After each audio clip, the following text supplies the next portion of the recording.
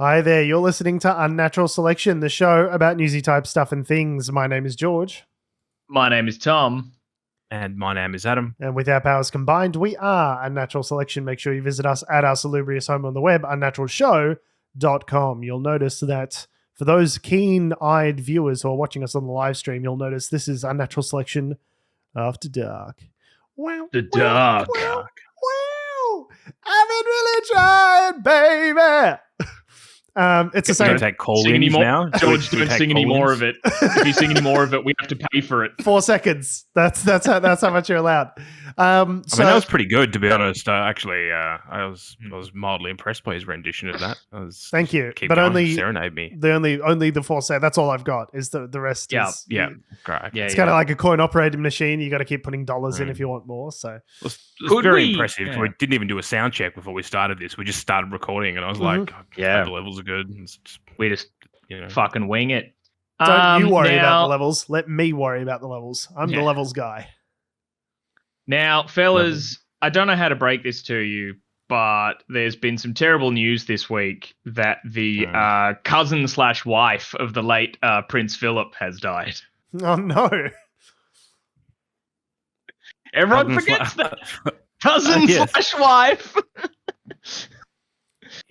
Her Majesty Queen Elizabeth II has passed beyond the veil. Is that the right expression? Yep. Sure. I mean, you could. That can be an expression at this point. Watching Lord of the Rings, so I'm kind of like, there's lots of weird expressions over the back of my head that don't quite make sense. Yes, she's how passed sad passed to the Western lands. Yeah, it is tragic that these days be mine or something. Look, I mean, yeah, it's a pretty big deal. Like, it's sad. A big deal. It happened Friday morning our time here in Australia, and it's just like nothing else has possibly ever happened either before or since. It has just dominated the news cycle. Fucking, like, my trip to the city on Friday night was just emblazoned with digital billboards of the Queen's fucking face everywhere. Yeah, and they had that collateral ready to go for that one, I think. They were sitting on that for a minute. Everything was purple. Like, they just lit things up purple because purple was the color, I guess. And, like, Fed Square had, like, a fucking paragraph written on it about how great the damn Queen was. And I'm like, holy shit. Like, fuck. This is what it's traditionally been like, though, when monarchs had died. Like, it hasn't happened for so long. I was asking my grandparents about when the king died previously, the King George, and it was like the world had ended. Like that, so like they remember they were 9 years old at the time or whatever it might have been. Yeah, they were young, and they remember it like it was the Twin Towers coming down. Do you know what I mean? Like, for them, it's like, so we haven't had it happen for like 60 years. 70. And so at least. And people's culturally, we're not at the same spot. Like, we're trying to do the same things that we did 50, 60 years ago, whatever it was, more than that. But we're not quite, like society isn't quite there.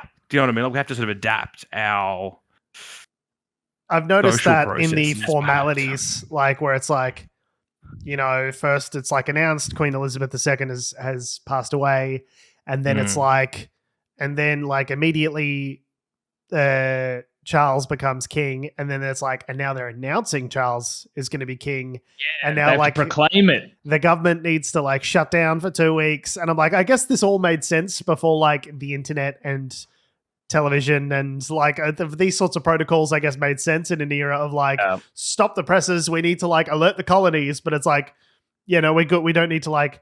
I was hoping on getting a federal ICAC this week, and it looks like that's not going to happen because Parliament is not sitting for 2 weeks. So I don't really see how. Right.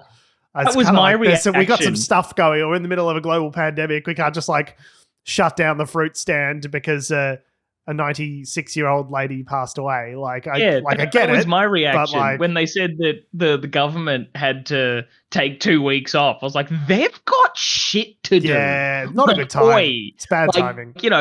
it's another one of those times of bringing up, like, as people say, oh, they work for us, like our tax dollars pay their salary. I'm like, yeah, and you've got shit to do, Albo. Like fucking no, you can't just have 2 weeks off to fuck off over to London to just attend the Westminster Abbey bullshit. Will you accept the public holiday he's now given to everyone? Wow, I won't say no to a public holiday. Come on. Well, okay, hang on. If we're going to get to that bit now, the thing I find interesting, so yeah, people were wondering, like, oh, is the funeral day going to be a public holiday or whatever? Like, given how fucking insanely monarchistic everything's getting. But no, the public holiday we're getting here in Australia to mourn, the day of mourning for the Queen is not her funeral day of September 19th, but September 22nd. A Thursday, because I assume the Victorian Premier, Dan Andrews, Dictator Dan, said if you put it on the same fucking day as our grand final Friday, there will be riots in the streets. The people need So he probably was able to go, no. Like we were saying maybe before, we were discussing before the show, if it comes down to like democracy or sport fucking wins. Sport wins like 6 times a week and twice on Sundays in that equation here in Australia. The grand final Friday is more sacred. Anyway, so yes, they're giving us a public holiday, but a public holiday that's a day of mourning, which says to me, we can have public holidays nationally that are days of mourning. In that case, I have a January 26th to sell you. Because, for fuck's sake, do they not see the ridiculousness of this? Like, just to...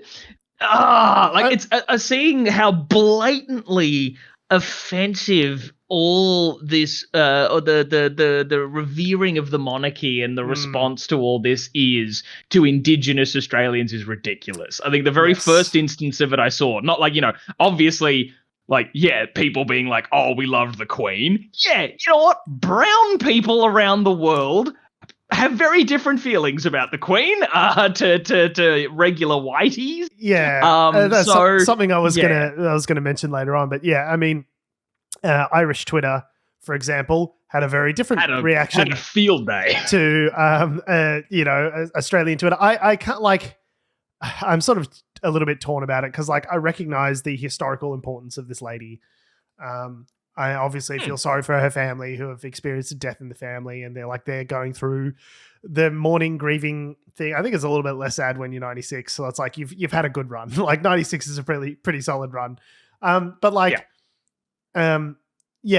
just acknowledge for a second that not everyone is like super cut up and sad about this. And this woman, to many people across the colonized world, is actually kind of like a reviled figure. And like let's just take a she's a symbol of a. I don't know if she's personally reviled. She's a symbol. She personally, people seem to like her personally. Although every piece of footage or picture that I've seen from her in the last 20 to 30 years, she's got a grim, a tableau of like disenchanted sort of visage that she wears to every public event. She always seems pretty grumpy in all the photos. But there are people for whom, believe it or not, guys, if you've never picked up a history book, there are people for whom the British monarchy is not exactly their favorite institution, and that also should be kind of respected.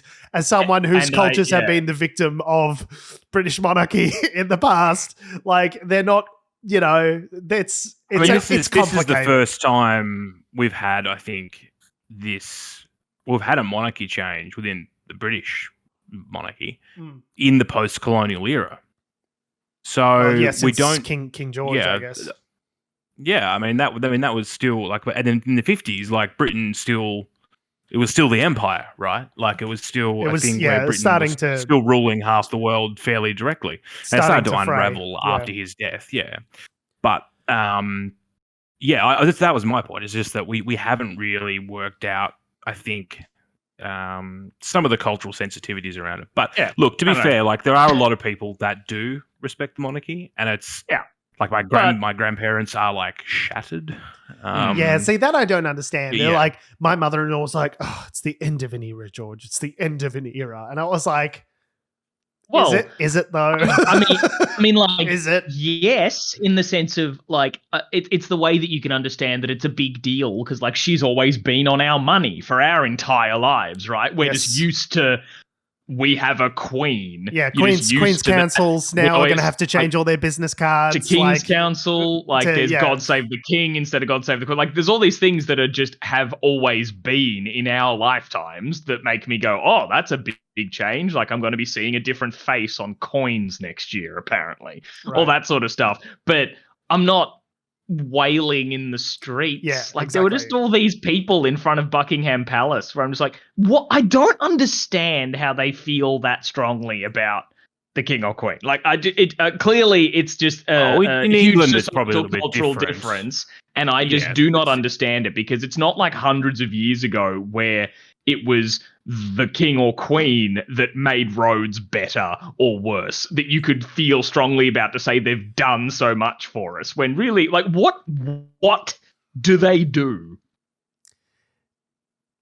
It's kind of silence is all we need. What do they do? No, the government does all that sort of stuff. It's a symbolic sort of head of thing. state. It's completely symbolic. Like, other than the fact that they can hit the nuclear option and dissolve our parliament whenever they feel like it, like they did in the 70s. Right. Other than that, they don't do they haven't done anything that benefits you to the point where you'd feel like, oh, I'm so upset that they're gone. They meant so much to me. They've done nothing for you. No, hang on, Tom. That's not true. Their existence has generated several quality seasons of A-class television in The Crown on Netflix. I have to say very true. It's a solid drama.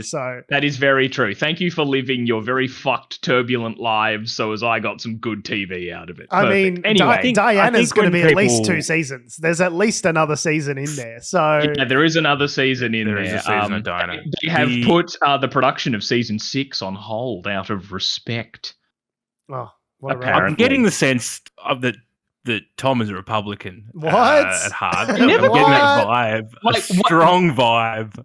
I never felt sort of so strongly about it until sort of more like lately. But when I'm just thinking about it, I'm like, yeah, what the fuck? Like why? Like, what's the point of them? And then seeing all the stuff, as we were talking about then, about how people who aren't white guys feel about this is like, yeah, we don't need this symbol anymore. It doesn't do anything for us. All it does is maybe pull out a coup once in a while. If you're looking for reasons to be upset at the British Empire, I've got some Acropolis marbles to tell you about that my side of the family is still pretty annoyed about. So I have to say, like, full disclosure, I'm a Republican. I always have been a Republican. I feel like I came to my leftist sort of sense, like I was leftist, secular, don't believe in God, believe in a republic. Like, I came to those positions when I was about 14 and I don't think I've strayed very much since then. As even a 31-year-old, I'm like, look, 14-year-old George in his diaries was wrong about a lot of stuff, but he absolutely fucking nailed the socio-political economic situation pretty well as far as I'm concerned. But yeah, like, I've never understood the furor, like not the furor, the deep reserve sentiment that people have about the monarchy. It's never really registered with me. It's different in the UK, I think, to it is here. Like I think is a part of, if you are from the UK, it's part of your history. It's part of like what you're taught at school. It's part of the social fabric. Here in Australia, we're sort of slightly more removed from it. But why does no one acknowledge that the history of the British Empire at the behest of the monarchy is, like, at best an extremely coloured, like, patchy, you know what I mean? Like, it's bad. For the people who are, like, it is predicated, like, whole European nations, their wealth and their primacy in the current day is predicated on decades, centuries of economic extraction from conquered nations in South America and Africa. And so, like, a lot of what's wrong with the world today is traced back to monarchy and colonialism, of whom Queen Elizabeth is a direct physical, like, bloodline descendant. You know what I mean? Like, it's I'm really guess, like, struggling to feel like super bad about Yeah. it. Like, I mean, I sort of sense I'm not.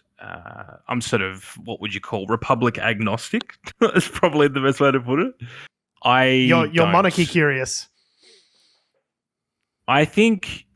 Look, if you want to talk about the Republican stuff, like I think the thing with Queen Elizabeth. Well, no, you keep on Queen Elizabeth. In terms of Queen Elizabeth, the thing that she did very well was that she wasn't personally probably apolitical, but publicly she was incredibly apolitical.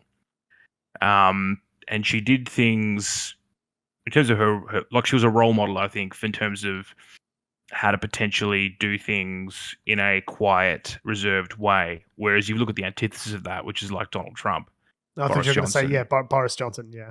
Like I like the alternative for me, like when you start talking about republics, I think, well, I just think of America. I think I couldn't stand the concept of us being like America, where everything is politicized.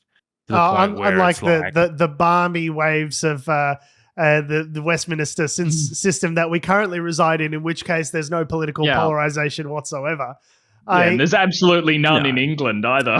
I'd like to acknowledge as well that like a republic is, I don't accept the premise that there's like a constitutional monarchy or like America, and there's nothing in between. Like there's no like we could go back to we have some sort of like Roman like setup of a republican democracy, or like there's like a million other models that there could be. So I don't accept it's like models, monarchy or chaos. Has agreed. One at a time. No one has agreed at what models they would be. We haven't discussed any of that. Yeah. That's this is like it's not a flick the switch and off we go. Like it would be a 5 to 10 year process in changing this over. Just pick one. Just pick a republic and go with it. Yeah. Solomon Islands? We can talk about that later. No. Well, no, they're a constitutional monarchy as well, aren't they, actually, Solomon Islands? Well, are they? I'm not sure. Yeah, anyway. It was a bit fucked that they, at least on the Sydney Harbour Bridge, no assume elsewhere, they flew the Indigenous flag at half-mast following this. That's real shit. Like, there's so many symbolic things throughout this, like, process of mourning that we've had that are completely without any sense of self-awareness. Like, that's what it is. It's that the commentary is like, it's a given that she was a hero and her passing is an absolute tragedy. And I'm like, okay, like I get that some people feel that way, but let's like also maybe leave room for interpretations that are not that. Like we can talk about, what was that? Yeah, there's that tweet that you were talking about last night. Like everyone. Oh, everyone show some respect. A pedophile just lost his mother. Right, exactly. Tweet that I saw last night, which was very funny. The memes, by allegedly. The memes have been. Can we talk about the memes? The memes have been hilarious. On point. On point. I mean, it's a tragedy. She died before being able to see Andor on Disney Plus. It was one I saw, just like all the things that she's missed out on. I just imagine the last imagine thing that she knew about was that weird sex song from that guy on Reddit. Like, did she die knowing that? Was it in her head? I just love the idea that writers at the Batuta Advocate and the Chaser and the Shovel like all went to sleep on Friday night. They woke up Saturday morning to the news that Queen Elizabeth had passed away, and they go, "Sorry, sweetheart, I got to go into work. This one's." It's kind of a comedy emergency. I need to. They're calling in all the officers. Like they've been preparing for this for ages. Surely they've had like a folder full of the Queen died gags, just ready to go, locked and ready to go. Every news outlet, I think, in the world has had stuff sitting there in the folder. Probably since like Windows 95 was around, there's probably been like just material that they just periodically update with some new dates or facts or figures. It's funny that you say that. I was listening to, I think it was Pod Save America the other day, it's a podcast staffed by former Obama and Clinton staffers, and they talk about politics. Great, like show and media company. You should definitely check them out if you haven't. But they were saying that when Obama was in the White House, they'd been approached by the BBC for Obama to record like basically an in memoriam type situation for when the Queen died. And that was like 10 plus years ago. And apparently they did. So if you see any like footage of Obama floating around, saying something, and he looks like 10 years younger, and you go, what is he doing? Is it his skin cream? What's going on there? That's because he's probably notoriously grey now. Yeah. Whereas, like, remember when he being first the started, president aged him very much. Provided that, unless you're Donald Trump, in which case caring about the presidency was not a thing that he did. So he did not age whatsoever. No, but also he has is just caked to the nines in whatever orange paint they dunk him in to hide the fact that he is a shell of a human being. Now, so she died. That was a thing. It was huge news, and people were either crying in the streets or pointing out how the British Empire and monarchy represent a lot of evil. And but now there were no other stories in the news. I opened my ABC app this morning, and it was like, Queen analysis, Queen opinion, Queen something about Ukraine pushing back against Russia, Queen. I was like, oh, okay. If you're in Parliament and you want to sneak something through, now's the time. Friday would have been the time. Friday news dump. That's the time. Yeah, bang. That would have been the perfect Friday to do it. But anyway, in the follow on, we've touched it a little bit before that there's now going to be a public holiday day of mourning here in Australia, which I'll take the public holiday. I'll take it. I will take it. I mean, yeah, but you will sit on your couch and watch Netflix. I was going to say, I ain't mourning shit. Yeah, it may not be a day of mourning as much as it is a day of drinking, but that's to be expected with the Australian public. Yes, 100%. But there's just then all the stuff that happens afterwards. So now we have a king, King Charles III. There was apparently he would have been allowed to choose his own king name, and he's chosen to just stick with his name, which I think is a cop-out. I think if you've been given the opportunity to pick like your historic name, you what were you expecting to go with? Ragnar Lothbrok? You should go with King something Ragnar. badass, like King Charles the Pan-Galactic Gargle Blaster, first of his name and King of the Andals, Breaker or whatever. of Chains. Like fucking Breaker of Chains. Yeah, you got to fucking come up with something cool, just instead of going just chuck a 3 on it. Charlie the Relentless. Breaker of Chains is the title. It's not a name. Although you could just call yourself the Breaker of Chains, and that would still be your name. Do you know what I mean? You could mix the two together. Or like just doing it like as there's been previous King Charles, just putting the third on the end. It seems a bit lazy. I think he needs to like put something more like descriptive, so as we know which Charles we're talking about. Should be like, I don't know, King Charles Sausage Fingers, or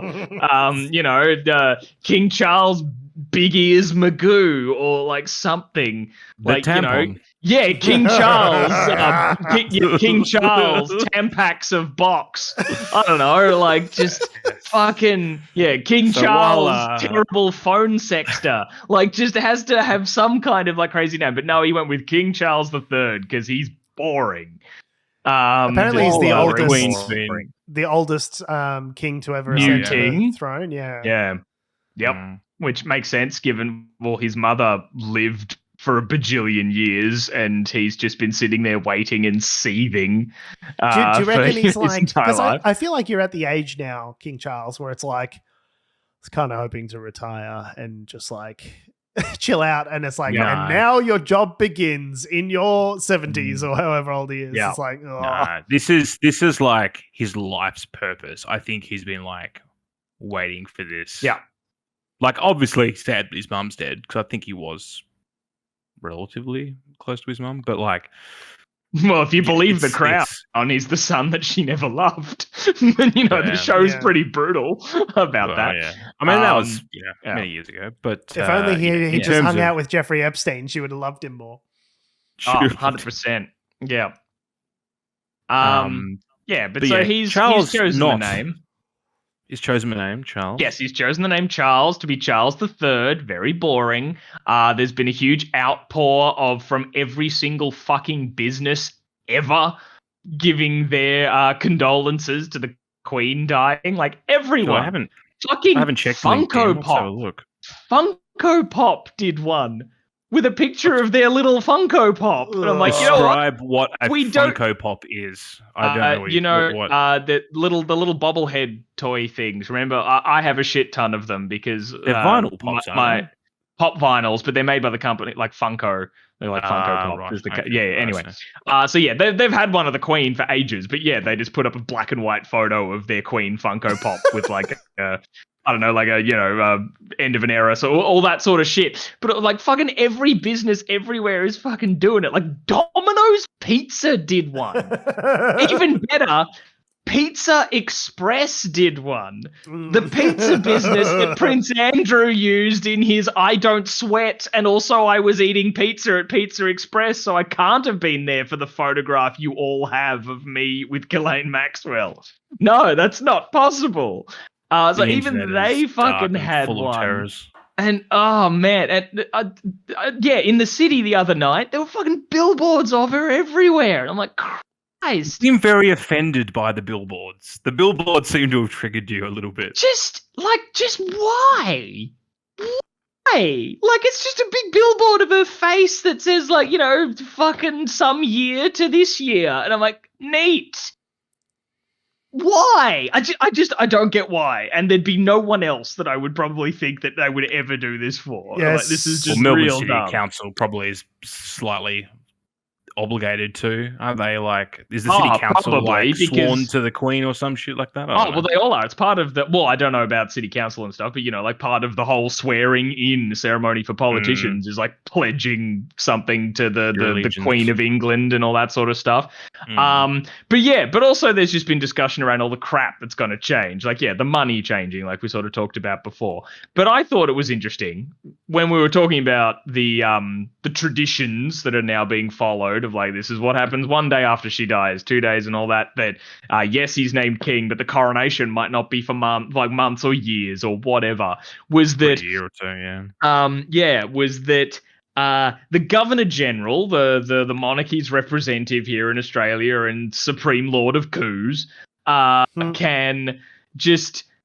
to apparently proclaim that we have a new king. I saw like that there's some sort today. of ceremony that happened today. And the ABC, though, reported an aspect of it that I thought was rather funny that I sent to you guys, which was that our Prime Minister, Anthony Albanese, recommended that King Charles III be proclaimed King of Australia. Like, that's the headline they have here. Anthony Albanese recommends King Charles III be proclaimed King of Australia. And now, I might be inferring something here, but I feel it at least implies that he could have recommended someone else be proclaimed King of Australia. I feel that is implicit in that statement. May I recommend someone? Andrew. I was going to ask Denton. each of you. Andrew Denton for King of Australia. Andrew Denton. Adam? He's got like elder statesman vibes. Very insightful interviews. I reckon Andrew Denton should be King of Australia. If we've got if you're asking me. Like, I mean, the Governor General probably has the final say, but if the Prime Minister gets to like have their recommendation to who should be King of Australia, and he just went with boring old Charles III, I mean, wasted opportunity. Very obvious. Adam, who should Albo have nominated to be King of Australia? You? All right. Why? Winks at the camera. I'll charm your socks off, Tom, and I'll charm the nation's socks off too. Now, what it reminds me of a little bit is it's kind of like we criticize the Chinese Communist Party and the party's Congress, whatever it's called in North Korea, where they just like basically rubber stamp. They're like, oh yeah, we're definitely going to have a vote to see whether Xi is still president. And look, we got to the end of the conference and turns out Xi is still president. Yeah, and it's like it kind of feels a bit like that, where it's like, hang on, let me like let me just let me tabulate the votes. Carry the one and yeah. Okay. You guys, you'll never believe this. President Xi by overwhelming margin. Yeah, that is but it's kind of that thing where swing. This is all just ceremonial shit to rubber stamp it. But like in terms of the Constitution, the moment her heart stopped, like Charles was the next dude. Like there's nothing like they don't have to fill out any paperwork if they didn't want to. Yeah. Like I just think I just think they should have, I don't know, we should have proclaimed someone else. Like, they might have been able to force their hand, but we should have proclaimed someone else. And I think Albanese should have chosen Adam Briggs. Adam Briggs. No. Adam Sorry, Briggs. I was just saying. Yes, Adam Briggs, the Indigenous rapper. Yes, the Indigenous rapper. Fantastic, like, legendary guy. But I'll tell you why. One, because he'd get some shit done. He'd make he'd just like proclaim some changes with his kingly powers and make things a lot better. But also I get the feeling he's the kind of guy who would say, I shouldn't have all this power. Like, he's Plato, very is what you're switched saying. on. He's Plato. He's like, I don't deserve all this power. And they're like, that's why you need to lead, Plato. And that he would also be the kind of person who would be very acknowledging of the fact is like, no, I shouldn't be, like, Indigenous Australia is not a monolith, and I'm not I shouldn't be able to proclaim for all. So I think he would do some really good shit to make things better, and then would relinquish that power. And that's why I think he would have been the perfect choice to be nominated King of Australia. And Albo really dropped the ball, especially since he used hanging out with Briggsy in the park drinking beers to help get him elected. You did him dirty, Adam. No, you did Adam dirty, Albo. Very confused. Yes, I'm very confused as well. But yeah, did him dirty. Briggsy did you a huge favor, and you blew it. You blew it. Another in a long string of Labor failures in their first 100 days, I have to say. Oh, yeah, totally. Like, I don't think we even got on to throwing it in a rundown or anything like that about how they said for ages they were going to revisit raising the New Start, like, welfare payments, and then they went, nah. Well, they revisited it. Just not gonna. We're just not going to do the revisit. And we've decided to do absolutely nothing. You're welcome. Yeah. Well, they did raise it, but not they. It was already with indexation. but then they tried to claim it. This is the thing. They tried to claim it, and then also they tried to claim it. Yeah. Oh yeah, they just tried to claim like something that was going to happen anyway. And despite all of the footage that people have of all of them grandstanding in opposition about how that it should be done, and then they just don't do it. You fucking dickheads. Anyway, you didn't nominate Briggsy to be King of Australia, and for that, I will never forgive you. Anyway. Vote one UAP instead. Dictated but not read. Can we just like take a note of that? How far are we through the rundown? No. Yeah, okay. So we'll just take that little soundbite and we'll keep that forever. No, hang on. Because Thomas doth proclaimed that he will never. What was the wording you used? You'll never never forgive Albo. Never forgive Albo. Never forgive Albo for not nominating Briggsy to be King of Australia. Would you forgive him because he like they've cut the funding to the Australian Future Leaders Foundation, which was a silly thing? I mean, broken clocks and all, they can be right twice a day, and good move on that part. We talked about this last week in passing when we were discussing the relationship between the Governor General and former Prime Minister Scott Morrison, and some, the million ministries and the promising $18 million to a foundation that had no website or staff, that had never done anything before.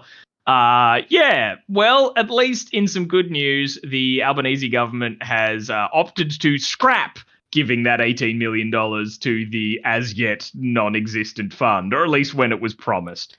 Isn't That's that good. Kind of a tacit admission that the funding was kind of shonky at the very least? Like, I would say corrupt, but or potentially corrupt, but yeah, it does suggest that it's an acknowledgement it doesn't pass the sniff test. Right. It's like, no, something smells funny about this. Nope.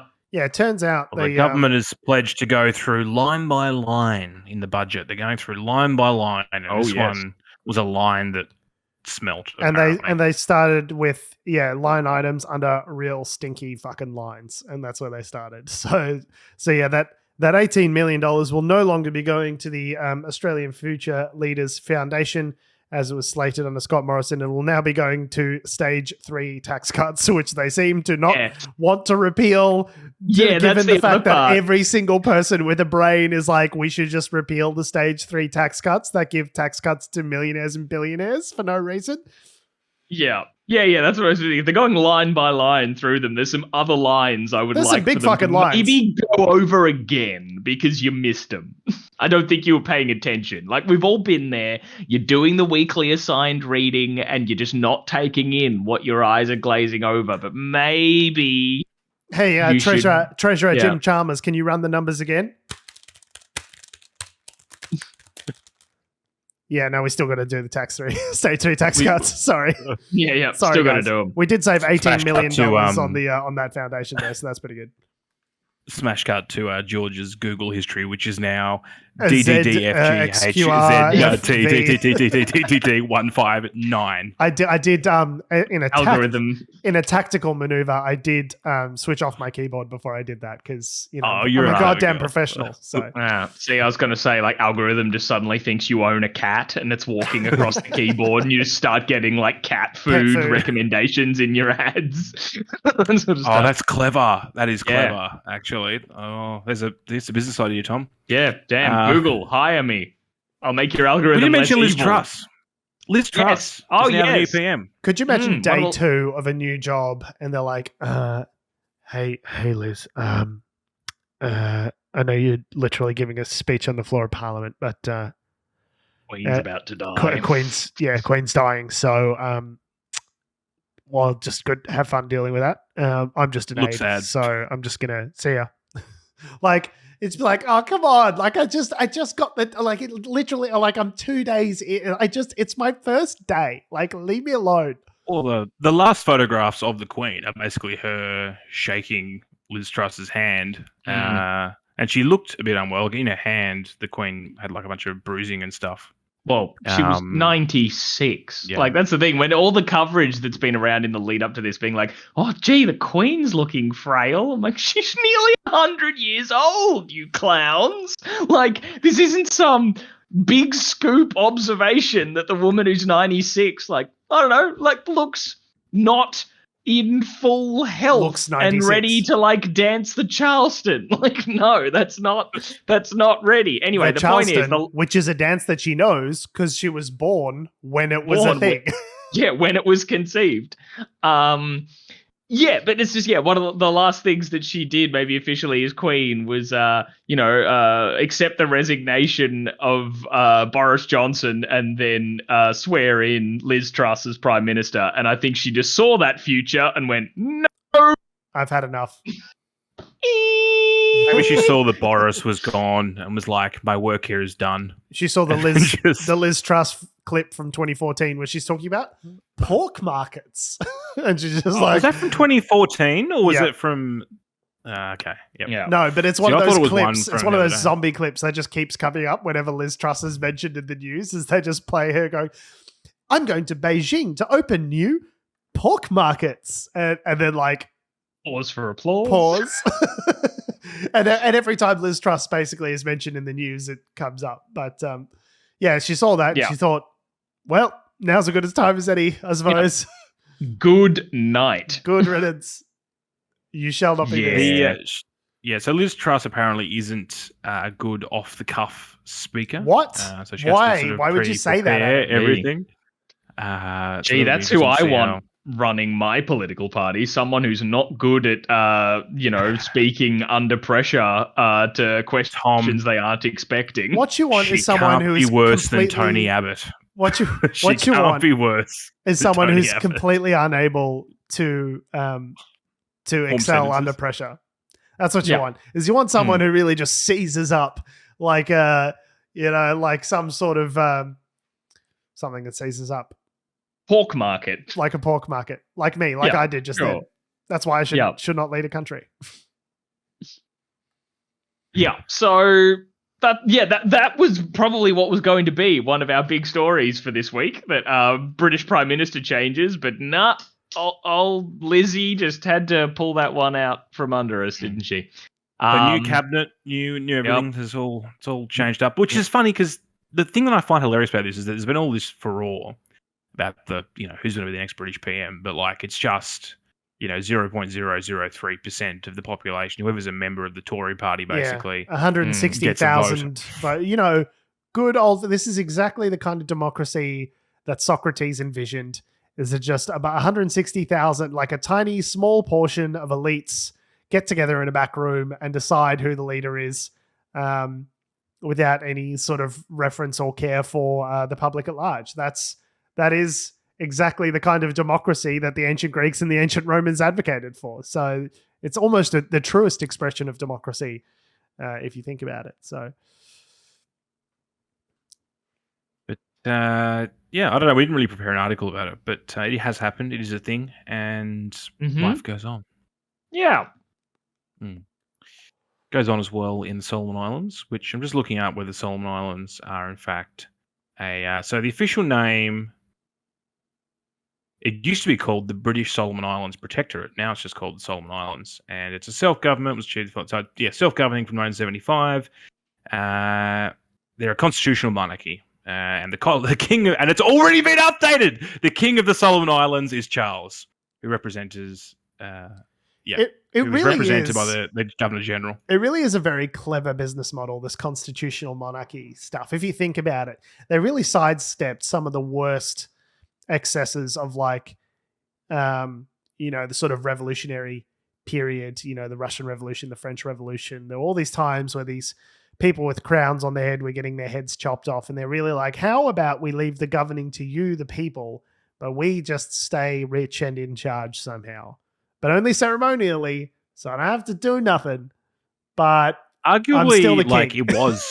it was actually, a really clever maneuver. Like it's actually been studied as like how to do monarchy right is to do nothing and step back. Is to do nothing. Yeah. Whereas like the opposite was, like you have the Russian, which was like an absolute monarchy, right? With the Russians, and then their king tried to like take over the war and just made it worse for them. Like, he was not good at stuff. Yeah. No, he was terrible at. He was really bad at basically everything. Yeah. Yep. But anyway, so speaking of kings, the Solomon Islands Prime Minister Zaphorizhzhia is not happy with Australia at the moment. He's not keen on Australia, which is funny because the other week he was like shaking Albanese's hand like it was going to fucking fall off. He was just grasping it firmly. But basically, the Solomon Islands has been sort of the center of a bunch of, stuff that we've talked about over the last few months, where China's sort of been courting them to try and sort of do, closer ties with potential like. Solomon Islands is the prettiest girl at the ball right now. They're loving it. She's the prettiest girl at the ball. Everyone wants to dance at the Solomon Islands. They're probably trying to have their cake and eat it too a little bit. But basically, we've tried to sort of, Penny Wong's basically just like, you just look at Penny Wong and you go, damn girl, you look tired. Like you've been out there sort of networking basically internationally for the last... ever since the Albanese government was sworn in, people were trying, the right wing were really trying to criticize them for being out of the country so much. It was like, no, they're trying to repair fucking all the bullshit that's happened they weren't in Hawaii for a holiday and then denying it like Scott Morrison was. They're actually like going out and trying to mend diplomatic relationships with all of our strategic partners in the region, which have fallen into neglect over the last decade or so. Yeah, so Penny Wong, as foreign minister, has been very busy trying to repair those ties. And she's been, they have definitely tried to repair some of the stuff with the Solomon Islands, but it's sort of got a bit awkward this week where perhaps we tried to love them a little bit too much because, believe it or not, the Solomon Islands are hosting the Pacific Games in late 2023, but that so happens to coincide with their election. Now, because, it's sort of unclear exactly why they want to do it, but I'm assuming it's basically because the two are clashing and they can only sort of fund one, or can only sort of have one exist in the social conscious at one time, or whatever it may be. Another case of democracy butting up against sport, and we all know who wins in that context. Yep, definitely. And so the Solomon Islands Prime Minister Zaphorizhzhia has said, well, no, his government has moved a motion to delay the election until after the games, which is sort of it requires a constitutional amendment that they're trying to sort of like blaze through, basically. And so we said, Australia said, probably through Penny Wong's, department or whatever it's called, what's it called? The Foreign Affairs. Foreign Ministry. Foreign Ministry. We said, well, look, we could help fund your election if you want. We could give you some money and you could do, ¿por qué no los dos? Like the girl on the taco ad, just like why not have both? And they didn't take it very well. It's the equivalent, I think, of offering to pay for a Greek man's dinner. We're just like, absolutely fucking not. I'm paying for your dinner and you're going to be fucking pleased about it, okay? You absolutely do not pay for my dinner under any fucking circumstances. Yeah, it has not been met well. The phrase interference by a foreign government was thrown out there, which is a bit of a red flag. Whether or not the offer of funding or anything was directly tied to any kind of quid pro quo kind of thing there. It seems like the Australian government is just really trying hard to make sure that there is a democratic election, because historically when someone delays an election, the chances for an election ever occurring decrease in that context. So I think we're just like, hey, let's just kick it down the road. Give me another year in power. Why not? Don't worry, it's fine. Don't worry about it. We'll do some elections eventually. Don't be such a wuss about it. Just trust me. I'll do it this afternoon. I said I'll do it. I'll take the bins out when I want to take the bins out. When you say take the bins out, it makes me not want to take the bins out. I will take the bins. I said I'm going to take the bins out, and I'm going to take the bins out. Okay, so just trust me, Grace, to take out the bins. Apparently, and the thing is, like, with that joke is based on the true story. Do you want to talk about that? I was going to say, were we just blazing past that, either accepting that this really happened between George and his wife? And we should probably circle back and address this. Sounds like something that would happen there. George is an asshole. Or are we gonna just address that maybe this was a joke? I'm an asshole. I'm an asshole for comedic purposes only. Okay, I'm not a real life asshole. Is it not your job to take the bins Grace, out? I didn't take the bins out for 4 weeks for comedy. Can't you appreciate this? I haven't taken the bins out, and now we've slid into autocracy. Okay, it's just sometimes what happens. You married me. Explicitly your job to take the bins out? Was there a contract signed? No, there's no contract. Obviously, it's a verbal agreement, and it is my job to take the bins out, and I probably should have taken them out sooner. It's also my job to take the bins out as well. If it's your job to take my bins out. That's fantastic news. Yeah, exactly right. That's great. I laugh at the situation, but there are also jobs at home that are Tom jobs in our household. The bins is one of them. Killing spiders. So, yep. But I'm the one who's really arachnophobic. So sometimes I'm the one who kills the spider, but it's not like I don't like walk in all brave and shirtless with like a glass and catch him and take it outside. It's more like I hold like the bluntest object I have nearby, be like a newspaper or a thong, and just go bang and just hit it as quickly as possible. I would like to clarify for our American listeners that a thong is a flip flop. Well, you may clarify that, but I have been known to be smacking big fuck off Australian huntsmen with G-strings. With a piece of lingerie. Yeah. Okay, gotcha. Yeah, just like yeah. Good. Well, I'm glad we cleared that up. Good. So the Solomon Islands. Yep. Yeah. Back to giving money to elections in the Solomon Islands. I was completely wrong, by the way. Unnatural Selection After Dark is a very different show, and I'm here for it. Yeah. This show, it's a very different vibe after dark. Yeah. It's very confusing sexually. The Solomon Islands have had some ethnic tensions and some political instability over the last 20 I'd like to say the last 10 years have Adam been okay, Christopher Doreen, just king of understatements. I would like to say the king of of just saying things with the most gracious interpretation possible. A bit of ethnic tension. Okay, just a couple of little whoopsies. Some ethnic cleanse. Yeah. It's since sort of 2006 or so they've been okay. So look, I mean, there are points where and traditionally, we've had to go and send police to the Solomon Islands to like stop the rioting. Every time there's a little whoopsie, we graciously send over some police, just calm things down, de-escalate, So, you might say that we're potentially just looking after our friend is one way of looking at it. The other would be that we are interfering because China are on the other side of the equation as well. But, there was a whole thing maybe 6 months ago where they signed a security agreement which said basically China's the new daddy and they're going to be the ones to send in police in when there's riots. And we're like, no, that's our job. It kind of sounds like a bit of a toxic relationship. It's like, no, it's my job to send in the right police. How dare you take that responsibility away? It's my job to take out the bids.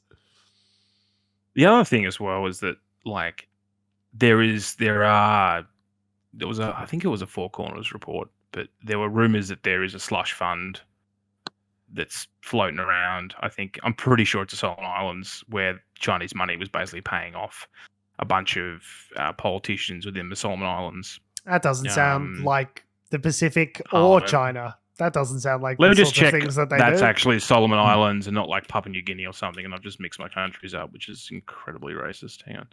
Solomon Islands slush fund. Let's just Google that, see what comes up. Love a good slush fund. It was Solomon Islands. Yep, there you go. Yep. Anyway. Adam, you live to be not cancelled another day. Yay. Anyway, so yeah, that happened, and now we're mending the relationship that we just mended. We're just going to put a Band-Aid on it and send in Penny Wong again, and she'll be right. Deploy the Penny Wong. Yeah, I was going to say, that's the job you sign up for, to be the foreign minister, really. You are just you get sent in to put more Band-Aids on whatever went wrong between us and another country. I'm imagining Penny Wong being awoken from cryo sleep like Darth Vader, where they're like, Lord Wong, arise. Just and then we're sending you off to the Solomon Islands again. Oh, for fuck's sake.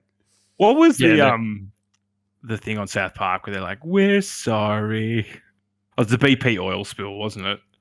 I don't know. I guess I haven't seen that episode of South Park. I have not. So the joke is that BP caused an oil spill. Is sorry. Hilarious.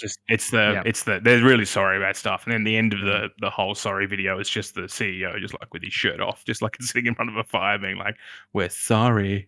And it's weirdly sexual, but that's South Park for you. Thanks for bringing that up. No worries. So, did we have anything else on the Solomon Islands stuff, or is that just Ukraine? No, that was it really. And Ukraine of potentially pushing the Russians back, but that we'll see. That's pretty cool. I was happy that was one of the 1 out of 6 news stories that wasn't Queen related in my app this morning. So, Russia's Russian grip on northeast Ukraine collapses after Kyiv severs supply line. I'm not gonna Zaphorizhzhia nuclear plant has been turned off. So that's been a bit of a concern in recent weeks and months, as that the nuclear plant there was under Russian occupation, and people were concerned that it wasn't being looked after in the nicest possible way. It might potentially result in a meltdown if things weren't conducted correctly. Yeah. So that's good. But yeah, so they punched through the Russian lines and recaptured dozens of towns in a dramatic counteroffensive in the northeast. So I think there's been a lot of talk in sort of like diplomatic watchers circles about how Ukraine, sort of European support is starting to sort of wane a little bit, as a lot of Europe is facing down the barrel of a winter with extremely high gas prices, given the whole conflict. Lots of people are like, hey, let's shit or get off the war. And so the Ukrainians, sort of have been under a bit of pressure to prove that they are worthy. They need a win. They need a win. Exactly right. To turn around to the international community and say, hey, it's worth you still giving us billions of dollars and armaments and things like that. So it's interesting because tactically they've been flagging a massive counteroffensive in the south. around sort of Kherson, and they've been saying we're going to attack around Kherson, but the breakout is actually on the other end. It's the northern end of the country. Yeah. So it's almost like they've sort of been like, surprise, bitch, and like they've sort of. I mean, publicly announcing where you're going to be mounting your counter-offensive. I know I'm no military strategist, but that doesn't sound like the best idea, given probably your enemy also sees you publicly saying where you're going to mount your counter-offense. And I just imagine Vladimir going like, hey, but he just fucking said they were going to... This is bullshit. Yeah, just like... I thought we said no lies in our press conferences. This guy is fucking crafty. Yeah, fucking guy. Fucking guy. Yeah, so no, that sounds like good news. Like some good news out of Ukraine is rare this year. And seeing some footage from Ukrainian residents that have been liberated and stuff was quite heartening. Lots of people that have, obviously not thrilled to have been living under Russian occupation these last 6 months.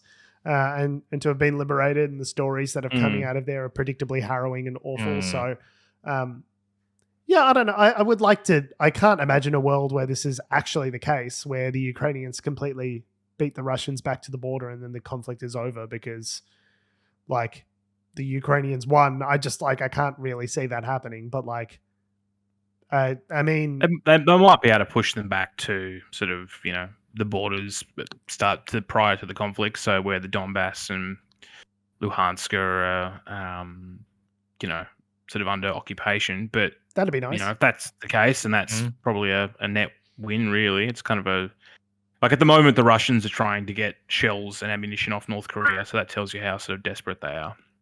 Yeah. Oh, yeah, and it's whether or not something happens in Russia, right, sort of during this time, as to whether or not there's political turmoil within Russia would also be the other aspect of this, right? Like as to whether or not they think it's worth to still keep up this horrific invasion that from, again, barely an expert in any of this, but I thought the initial interpretation from a lot of people was that Putin did not expect this to turn into a 8-month war. Oh, well, but for it to be, in 4 days I will have taken Kyiv. Well, that's what the Russians are expecting. Truthfully, that's what a lot of the international community was expecting when war broke out. All the predictions were saying that Kyiv is going to fall within 3 days, sort of thing. Like it wasn't. I don't think anyone in the intelligence community really saw that this was going to be a long, protracted conflict like this, and certainly not that the Ukrainians would be retaking territory that they'd previously lost. So I'd imagine there would be dissent or pressure probably within Russia being like, we're losing? Yeah, we're losing the war that we're not having. Falling out of building windows, potentially. For example. But so I think it's not just whether or not Ukrainian forces can push the Russians back. Like, other things can happen. It is interesting that it hasn't really gone perfectly either way. Like, it hasn't gone perfectly Ukraine's way. It hasn't gone perfectly Russia's way. It has... all of kind of hard to picture a war going perfectly. No, but you know what I mean? Like, it's worth remembering, like, people, during the start of this conflict, people like, oh, the whole world's united by Ukraine. It's like, well, no, all of the Western world is united by Ukraine. But there's still a bunch of really notable countries that have not taken a side in this conflict and are happy to just sort of make hay while the sun is shining by picking up some... India's just kind of like, hey guys, I'm like, India, you should be more firm on this. Come on, guys. Hey, how you doing? So notably like India and China, like I think it's only something like 40% of the world's economies are really sort of united behind Ukraine. It hasn't been the kind of unanimous kind of... vote one way or another on this whole sort of conflict that it was initially sort of made out to be, I suppose. But and a lot of European countries are facing down the potential of a really cold winter coming up and a real dearth of natural gas in order for people to heat their homes. So they're talking about really extreme measures like capping prices on power and stuff over the winter, and it's gonna, like Liz Truss was just recently talking about energy prices and all this sort of stuff. So it's a real concern for European nations coming up.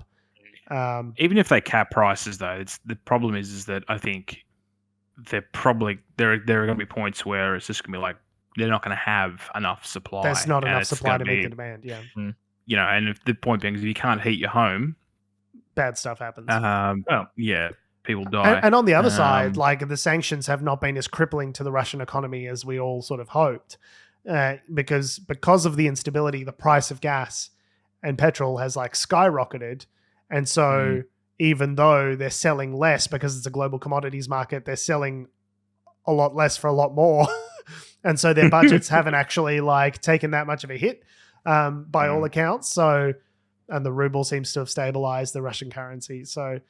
Yeah, it doesn't show any of the like classic signs of like one side is like on the brink and ready to give in.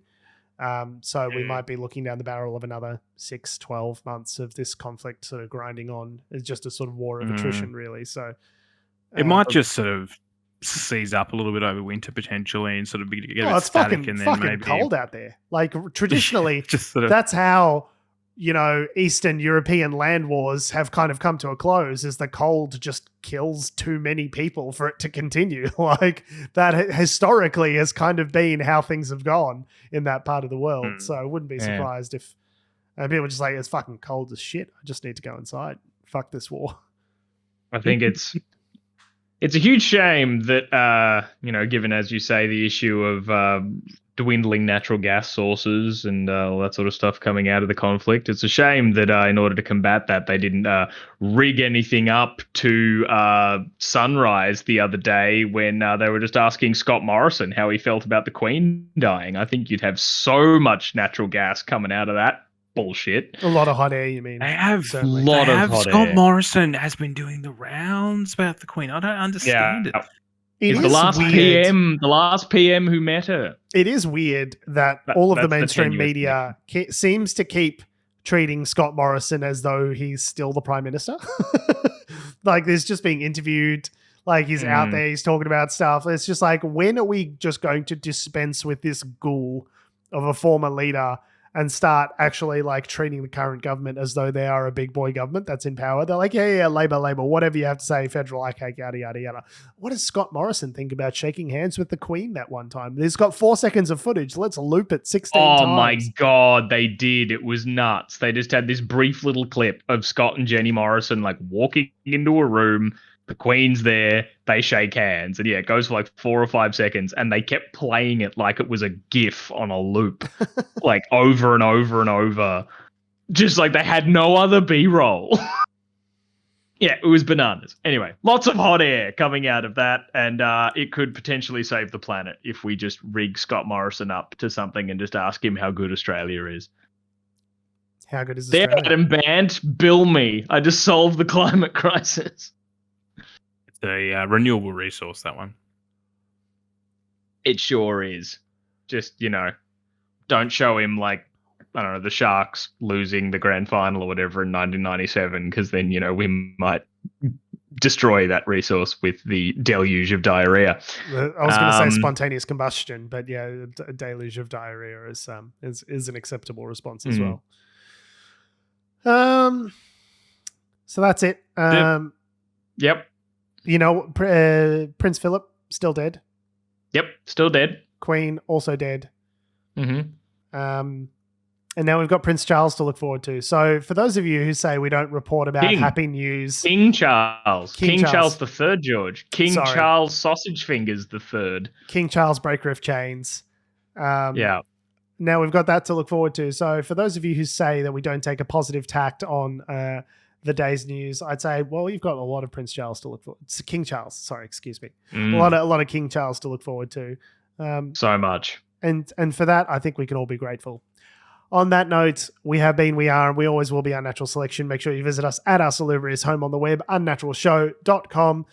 Follow us on all the social medias that have, do, or ever will exist at Unnatural Show. It's Facebook, Twitter, YouTube, Instagram, and motherfucking TikTok. Make sure you follow me on Twitter, Instagram, and TikTok at George Tsipos. You can follow me on Twitter at Tom D. Heath. You can follow me on Instagram at AC Doreen. And you can follow us all down to your favorite British pub of choice in order to honor the Queen with 1 or 12 of your favorite lagers as as I'm sure she would have intended. On September 22nd, public holiday. Thanks for listening, guys. I love your faces. We will see you next week.